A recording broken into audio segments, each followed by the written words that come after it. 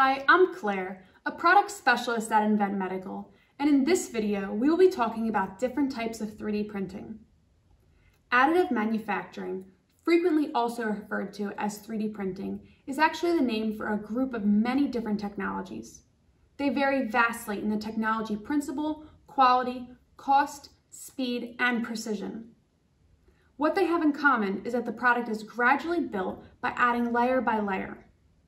I would like to show you the most common 3D additive manufacturing technologies. First is the FDM, or Fused Deposition Modeling. It is definitely the most well-known by the general public, and it's usually a desktop printer such as this one. It is a process that uses a continuous filament of a thermoplastic material. The filament is fed from a large spool through a moving heated print head and is deposited on the growing work. The pros of this technology are a low investment for the machine, low material cost, and wide material and color options. The cons? The most problematic is the issue of inconsistent quality, especially in the vertical Z-axis. Therefore, products made by this technology tend to break more often. The print resolution of such machines is also quite low. That is why this technology is mostly suitable for producing prototypes, products that are not built to withstand large impact or cycling loading, and hobby users. You also have to use supports and remove them after printing. The FDM can also be a larger, more professional-looking machine with a heated chamber. However, the principle and pros and cons are very similar to the desktop versions. The next technology, SLA, or stereolithography, is actually the oldest type of 3D printing, invented more than 30 years ago by Chuck Hull.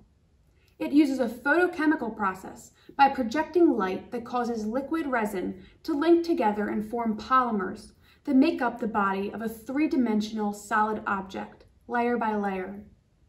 The cost of SLA devices is low to medium. However, the cost of parts tends to be higher due to more expensive material. The printers take long to produce the part, but excel in very high print resolution. The material options are limited, and this technology requires supports, like for FDM, to produce most of the parts.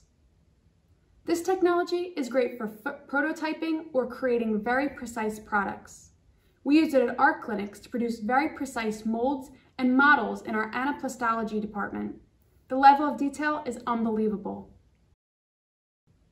Then there is the SLS, or Selective Laser Sintering. SLS is an industrial-grade type of additive manufacturing. It is a powder-based technology. A very thin layer of powder, usually a powder thermoplastic material such as nylon, polypropylene, or TPU, and a laser beam sinters the material together by drawing one layer of the object to be printed. Then the cycle repeats until the part is fully produced. The cost of SLS machines are very high, and the cost of parts is medium to high. SLS offers high resolution and high quality parts. One of the major benefits is consistency and no need for supports. MJF, or Multi-Jet Fusion Technology by HP. The process is similar to SLS. Instead of sintering material with the powder, HP uses a printing head, similar to their 2D printers, that spray the agent and fuse the material. This enables the process to be about 10 times faster and more economical compared to SLS. The cost of parts is medium, and the cost of hardware is high.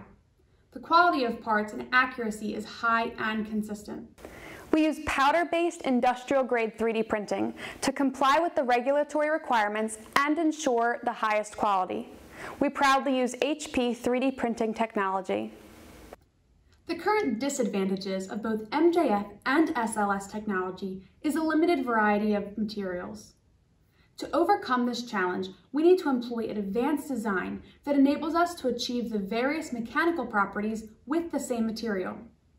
Also, both technologies require lengthy and complex post-processing, such as depowdering, sandblasting, and dye coloring the parts. Each additive manufacturing technology has some pros and cons, but we need to choose wisely for each specific case scenario.